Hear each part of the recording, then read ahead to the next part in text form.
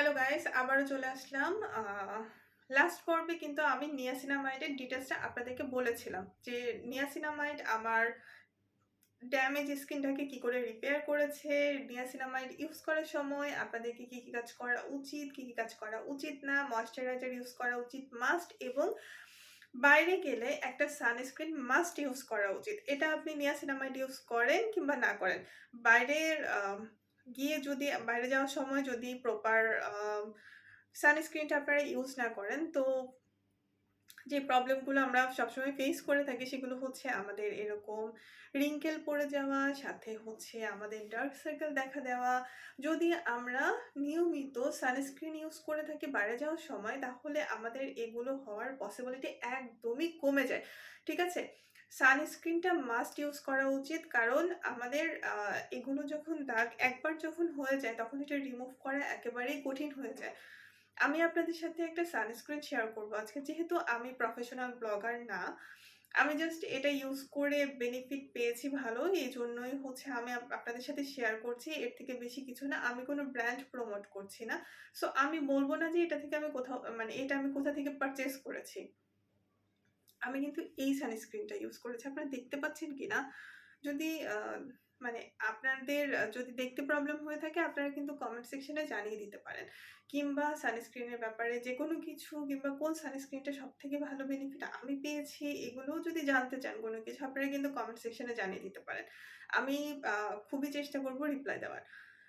So এই সানস্ক্রিনটা দেওয়ার পরে আমি খুবই ভালো বেনিফিট পেয়েছি, কারণ আমি মেকআপ করতে একদমই পছন্দ করি না। কারণ মেকআপ করলে আমার মুখটা আরো বেশি ঘামে। আমার আরো হাঁসফাঁস লাগে, এরকম হয়ে থাকে। তো যেগুলো কোনো অকেশনে যাওয়ার সময় মাস্ট তো মেকআপ করতেই হয়, ওগুলো ছাড়া আমি ডেইলি যখন বের হই তখন আমি একেবারেই মেকআপ করা পছন্দ করি না।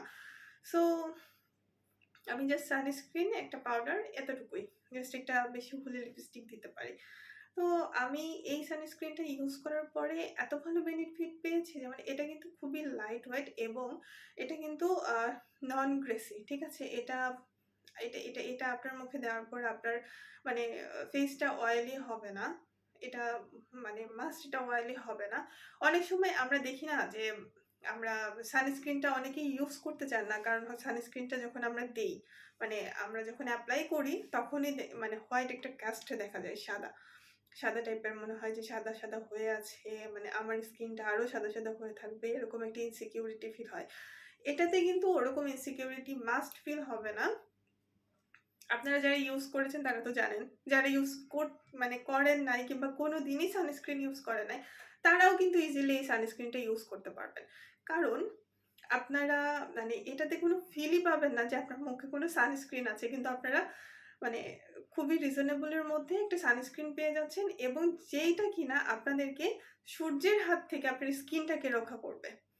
এত ভালো কাজ করবে।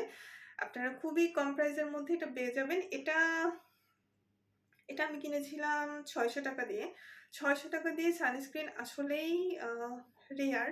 আর সেখানে যদি এত ভালো একটা সানস্ক্রিন হয় যেটা আপনাদের মুখটা একদম ব্রাইট লাগবে, আপনার কোনো তেলতেলে টাইপের কোনো লুক আসবে না, আপনাদের কোনো হোয়াইট কাস্ট পড়বে না, যেটাতে আপনাদের স্কিনটা দেখতে একদমই বাজে লাগে হোয়াইট কাস্টের জন্য, সেটা হবে না।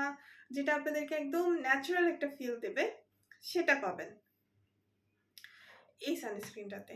এটা আমি বলতে পারি। এটাই আমি আসলে বেশিরভাগ সময় ইউজ করেছি। আদারওয়াইজ আমি যেগুলো ইউজ করেছি এগুলো আমার কাছে পার্সোনালি এত বেশি ভালো লাগে নাই। কিন্তু এটা আমার কাছে খুব ভালো লেগেছে।